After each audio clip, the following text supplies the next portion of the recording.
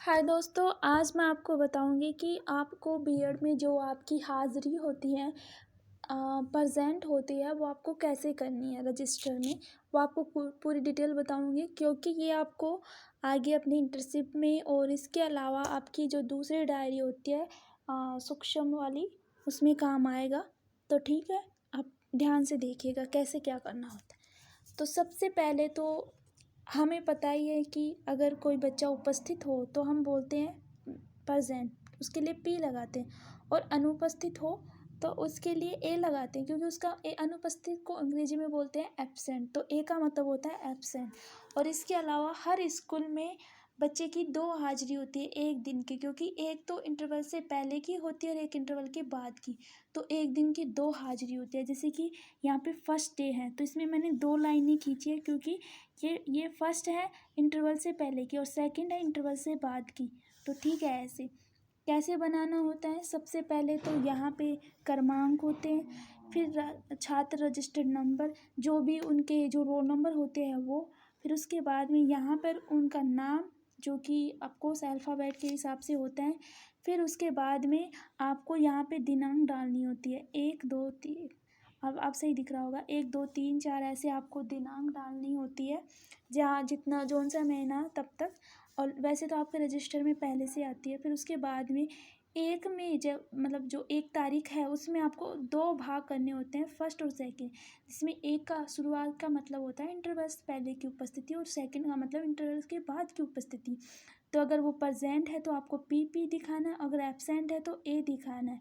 ठीक है, और ये हो गया। वैसे आप ट्राई कीजिए कि पहले, और आप जैसे कि बीएड का काम करते हैं तो पहले और बाद, यानी कि इंटरवल से पहले और इंटरवल के बाद की अगर आप सेम दिखाएं तो अच्छा है। अगर आप पहले की एब्सेंट दिखा रहे तो बाद की भी एब्सेंट दिखाएं, क्योंकि इससे आपको कैलकुलेशन करने में आसानी होगी। यहाँ जाके आपको कैलकुलेशन होती है, उपस्थिति होगी तो आप, क्योंकि आपकी रियल उपस्थिति थोड़ी ना है, आप तो बस काम कंप्लीट करना है। तो आप ट्राई कीजिए कि दोनों ही आप प्रेजेंट, आप एब्सेंट दिखाना चाहते हो तो दोनों दिखाएं, या फिर प्रेजेंट दिखाना चाहते हो तो दोनों। ठीक है, जैसे कि मैंने यहाँ एब्सेंट इंटरवल से पहले दिखाया तो बाद भी आप एब्सेंट ही दिखाएं, ताकि आपको कैलकुलेशन करने में आसानी हो। इसके अलावा जिस भी तारीख की छुट्टी या फिर कोई संडे वगैरह कुछ भी हो, उसको आपको गोला करना है और लाल पेन से उसको आप भर देना है। और उस जो भी अगर कोई संडे हो तो आपको संडे लिख देना है, या फिर जिस वजह से छुट्टी हो, जैसे कि वसंत पंचमी है तो आप लिख सकते हो वसंत पंचमी अवकाश। ठीक है, तो आपको इसमें ऐसे ही करना है, जैसे कि मैंने लिखा है संडे SUNDY और लाल पेन से भर दिया, इस पर गोला लगा दिया। इसकी प्रेजेंट नहीं होती है। तो इस प्रकार से जिस तारीख की नहीं होती उसको ऐसे करना है। यहाँ पे विद्यालय का नाम लिखना होता है। यहाँ पे ये छात्र उपस्थिति पंजिका जिसे हम ये बोलते हैं, या आपको क्लास लिखनी होती है, वर्ग लिखनी होती है, या आपको महीना लिखना होता है। ठीक है, ये आपको सत्र लिखना होता है। अब बात आती है ये क्या चीज़ है। आपकी जितनी तारीख है, अगर 30वां महीना है तो ठीक है, 31वें को आप ऐसे कर सकते हो। और यहाँ पे आप संडे लिख सकते हो, या फिर खाली छोड़ के डैश डैश भी कर सकते हो अगर 30वां महीना है। सॉरी, अगर संडे है तो संडे लिखें, अगर 30वां महीना है तो आपको डैश डैश करना है। ओके, फिर अगला आता है उपस्थिति। इस मास उपस्थिति में आपको 3 कॉलम मिलेंगे, जिसमें फर्स्ट है इस मास में, यानी कि इस महीने में। फिर सेकंड है गत मास में, यानी कि पूरे साल में। गत मास का मतलब होता है पूरे साल में। और योग है, यानी कि टोटल योग कितना हुआ। तो इस महीने में, यानी कि इस बच्चे की ये जो बच्ची है अर्चना वर्मा, इसकी आपको उपस्थिति गिननी है, कितनी है पूरी टोटल उपस्थिति, और उसको यहाँ पे लिखना है। ठीक है, फिर ये पूछ रहा है गत मास में, यानी कि जो बच्चा स्कूल में 1 साल पढ़ता है उसकी उपस्थिति स्कूल कितने दिन लगती है। तो 216 दिन लगती है। ओके, फिर उसमें से आपको घटाना है, जोड़ना है ये। ठीक है, 216 में 21 जोड़ना है, और फिर टोटल यहाँ पे लिख देना है। वैसे ही हर बच्चे के लिए करना है, यहाँ पे ध्यान रखें। अब मैं आपको एक हिंट देती हूँ कि आपको जोड़ने में आसानी हो। आप ये उपस्थिति जोड़ने के बजाय अनुपस्थिति जोड़े कितनी है, आपकी जितनी भी अनुपस्थिति है। अब आपको पता है 30 तारीख है, जिनमें से आपकी अवकाश तो निकाल दें आप, जैसे कि 1 2 3 और 4 अवकाश आए हैं आपके। और एक 5, 5 अवकाश आए हैं और 31 तारीख है। 31 में से 5 गया तो कितना बचा आपको? 1 2 3 4 5 26 बचे, यानी कि टोटल उपस्थिति 26 होनी चाहिए। अब इसकी अनुपस्थिति में 26 घटा दो, 1 2 3 4 5, 26 में से 5 गया तो 21 बचे। तो आप जो आपकी छुट्टियां हैं उनको निकाल दो और छुट्टियों के अलावा कितने दिन बच्चे को महीने में स्कूल आना था उनको टोटल कर लो, और फिर उसके बाद में बच्चा कितने दिन आया उसमें से घटा के कर लो, आसानी होगी। एक आप गिन के करोगे तो थोड़ा मुश्किल, वैसे ही बच्चों को, वैसे आप गिन के करना चाहते हो तो कर सकते हो, कोई प्रॉब्लम नहीं है, ठीक है। तो इसी प्रकार से फर्स्ट में उपस्थिति, सेकंड में पूरे साल की जो कि सेम सबके ये होती है 216, आपको 216 ही करनी है, कुछ अलग नहीं करना है, और इन दोनों को आपस में जोड़ के उनका योग लिख देना है, फिर ठीक है। फिर ये बोलते हैं अनुपस्थिति इस मास में, मतलब इस महीने में अनुपस्थिति कितनी है, तो आपको अनुपस्थिति लिखनी है, बिल्कुल सिधाई में चलेगी। तो इस बच्चे की जो अनुपस्थिति है इसके सिद्ध में। और फिर बोलता है कि गत मास तक, यानी कि एक पूरे साल तक कितनी अनुपस्थिति होगी, जो कि आपको नहीं पता है, आप बता भी नहीं सकते, तो इसमें आपको पूरे में ही डैश करना है, और इसमें जो जो बच्चा जितने दिन रुका है एक महीने में आप वो करना है, ठीक है। फिर उसके बाद में इनका टोटल योग, तो टोटल योग आपको, चूँकि इसमें तो कुछ है नहीं तो बचा ये, तो सेम यही आ जाएगा, ठीक है। फिर उसके बाद में अवकाश, तो इसको भी आपको डैश डैश कर देना है, ठीक है। फिर उसके बाद में विशेष विवरण, इसको भी डैश डैश कर देना है। आपको कुछ विशेष विवरण मतलब छुट्टी किस लिए ली तो कोई लिखने की जरूरत नहीं है, डैश डैश कर देना। और अवकाश को भी आप डैश डैश कर सकते हो, कोई प्रॉब्लम नहीं है, डैश कर देना। फिर जस्ट नीचे आ जाइए, नीचे होता है योग उपस्थिति। मैं आपको इसलिए बता रही हूँ क्योंकि ये इंटर्नशिप में भी होगा और आपकी एक और डायरी होगी उसमें भी होगा, तो आपको बताने में आसानी हो, ठीक है। तो योग उपस्थिति जिसमें से आप अंग्रेजी में टोटल है, तो कितने हैं टोटल, यानी कि जैसे आपने यहाँ पे ऐसे लेफ्ट से राइट गए थे, है ना, बाएं से दाएं गए थे, तो यहाँ पे आपने ये इसको भी गिना था, जैसे कि इसको, ये 1 थी, फिर ये 2 थी, ठीक है।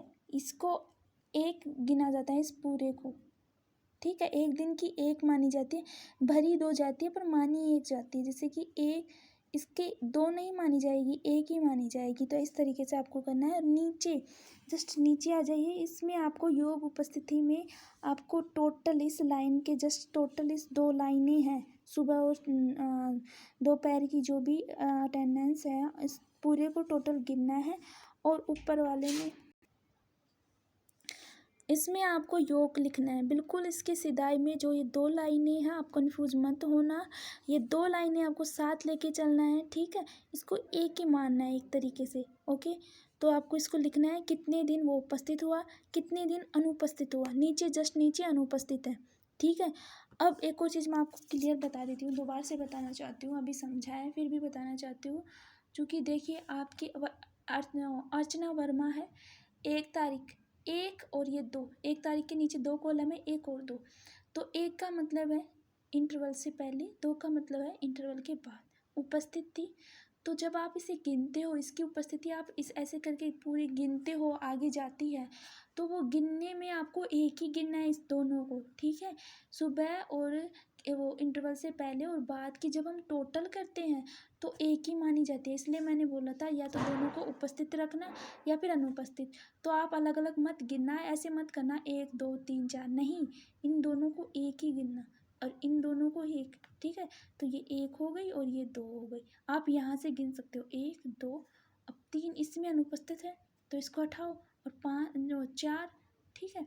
तो ऐसे आपको गिनना है, जब ऊपर से नीचे गिनना है तब भी आपको ऐसे ही गिनना है, इन दोनों को साथ लेके 1, ये इसका 2, ये 3, ठीक है। तो इसी प्रकार से आपको नीचे आ जाइए, योग की उपस्थिति 18 है इस लाइन की, ठीक है।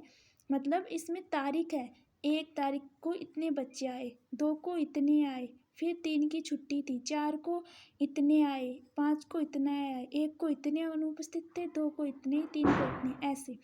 फिर इसमें लघु हस्ताक्षर कक्षा अध्यापक, इसमें कुछ नहीं करना है, आप ऐसे खाली छोड़ सकते हो।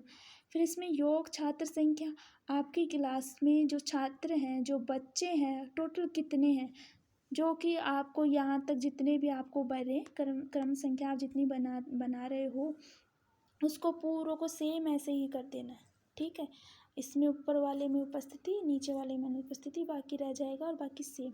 फिर नीचे आ जाइए, फिर आपके बोल रहे हैं कि कुल छात्र संख्या क्लास में कुछ कितने छात्र हैं, 22 है, जिसमें से आपको पूछेगा छात्र कितने हैं और छात्रा कितने हैं, जो कि आपको भर देना है। ठीक है, टोटल इनमें से कितने छात्र और छात्र हैं। फिर सेकंड आपको पूछेगा अनुसूचित जाति यानी कि एससी, यानी कि जो भी आपके छात्र हैं उनमें से एससी में कितने हैं, तो आप बता रहे हो 5 एससी में, और उनमें से 5 में से कितने छात्र हैं, कितनी छात्रा, तो आपको ये भर देना है। फिर इसके बाद में एसटी में, तो इसी प्रकार एसटी में 7 हैं, छात्र इतने, छात्रा इतनी। फिर पिछड़ी जाति ओबीसी में तो टोटल इतने हैं और छात्र छात्रा इतने हैं। तो सामान्य में टोटल इतने हैं और छात्र छात्रा इतने हैं। ये सब कहाँ से आ रहे हैं, ये बच्चों के बारे में बताए, कौन सा बच्चा एसटी में, कौन सा ओबीसी में है, तो आपको ये देख के करना है। फिर उसके बाद में अगर किसी में नहीं है तो कोई प्रॉब्लम नहीं है, आप डैश डैश कर देना। सामान्य में कितने हैं आपने ही बता दिया। अब इस टोटल को जब इन सबके टोटल योग को मिलाओगे तो ये 22 हो जाएंगे। ठीक है, अब इसमें आगे आते हैं, इस पॉइंट में कहना है इस माह की मीटिंग 26 मीटिंग आप भर सकते हो, क्योंकि 26 दिन थे, 26 ही दिन थे, क्योंकि मतलब 26 दिन क्लासें लगी तो मीटिंग 26 दिन ही होगी रोज़ प्रत्येक, तो आप 26 कर सकते हो, कोई प्रॉब्लम नहीं है। यानी कि जितने दिन आपके जो अवकाश बनते हैं, है ना, तो उन अवकाश को हटा के आपके महीने में कितने दिन स्कूल लगी आप वो दिन लिखना है। ठीक है, गत मास की कुल मीटिंग जो कि 216 होती है, यानी कि मीटिंग से मतलब है कि बच्चे को आप स्कूल में कितने दिन पढ़ा रहे हो, तो 216 दिन स्कूल लगती है, छुट्टी को अवकाश सबको काट के। ठीक है, फिर सत्रांत से इस माह की कुल मीटिंग जो कि 26 है, यानी कि इस माह में कुल मीटिंग कितनी है, 26। इस माह की कुल उपस्थिति, अब इस माह की कुल उपस्थिति 22, ये आपको कैसे करना, मतलब ये है कि आपकी क्लास में कितने बच्चे हैं, तो हमने यहाँ पे 22 किया है, 22 बच्चों के नाम लिखे हैं, तो आपको यहाँ पे 22 ही लिखना है। ये हमने एक पॉइंट छोड़ दिया, यहाँ पे है माह के प्रथम दिवस की छात्र की संख्या, यानी कि आपका महीना स्टार्ट होने में पहले फर्स्ट तारीख में बच्चे कितने आए थे, 35। इसमें आपको पूरे में 35 ही करना है। माह में प्रविष्ट संख्या इसमें 35, माह में नाम कटे इसमें कोई नाम नहीं कटा, कटस कर देना। माह में अंतिम दिवस की संख्या इसमें भी 35, मुझे नहीं पता 35 क्यों है, लेकिन हमारे सर ने 35 करवाया, कारण नहीं बताया, तो प्लीज़ डोंट क्वेश्चन इससे लेके क्वेश्चन मत करना। ठीक है, आप अपने हिसाब से कुछ भी कर सकते हो इसमें। अब आगे आते हैं, इसमें इस माह की औसत उपस्थिति जो कि आप 100% कर सकते हो। इस माह की प्रतिशत उपस्थिति 100%, सत्रह प्रारंभ से अब तक की उपस्थिति 100% कर सकते हो, कोई प्रॉब्लम नहीं है, इतना कोई जज नहीं करता है। हस्ताक्षर कक्षा अध्यापक, यहाँ पर आप अपने हस्ताक्षर करोगे, जहाँ पे निकिता हो रहा है वहाँ आपको आपने हस्ताक्षर करना है।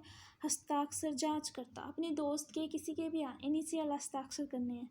ठीक है, गलत हस्ताक्षर। हस्ताक्षर संस्था प्रधान, वो दूसरे हस्ताक्षर कर देना किसी और के, कोई प्रॉब्लम नहीं है, आप अपनी तरफ से कर सकते हो। फिर नीचे आ जाइए, आय के अनुसार छात्र या छात्राओं का वर्गीकरण 6 से 11, 11 से 12, 14 से 17 और 17 के ऊपर, यानी कि बच्चों की उम्र के हिसाब से आपको छात्रों में बांटना है छात्रों को। तो यहाँ पे फर्स्ट है छात्र छात्रा, चूँकि हमें पता है 8th क्लास है तो 8th में 6 से 11 साल के बच्चे नहीं होते हैं। फिर छात्र छात्रा 11 से 12 वो भी नहीं है, आप अपने हिसाब से अगर हो तो ठीक है। बीच में यहाँ पे योग है, मेरी जगह नहीं है तो आपको नहीं दिख रहा होगा, मैंने इतना ही किया है, ये यहाँ पे भी योग है। फिर 14 से 17 साल के बच्चे मेरी क्लास में हैं, तो ये छात्र छात्रा और ये योग 22 छात्र हैं, जिसमें से 9 छात्रा हैं और 13 छात्र हैं। ठीक है, और 17 से ऊपर कोई नहीं है। इस प्रकार से आप अपने अकॉर्डिंग जो सी क्लास है आप उस हिसाब से भर सकते हो कि इस क्लास में लगभग इस उम्र के बच्चे होंगे, तो उसमें आप डिफरेंस करके भर सकते हो। उम्मीद करती हूँ आपको वीडियो समझ में आई होगी। इसके अलावा आपको अच्छे से और समझना है तो जब मैं केस स्टडी की फाइल की बनाऊँ तो आप अच्छे से देख लेना। मैंने इसको इसलिए समझा है ताकि एक बार आप ऊपर ऊपर से देख लो कि अटेंडेंस होती कैसे है। ओके, धन्यवाद।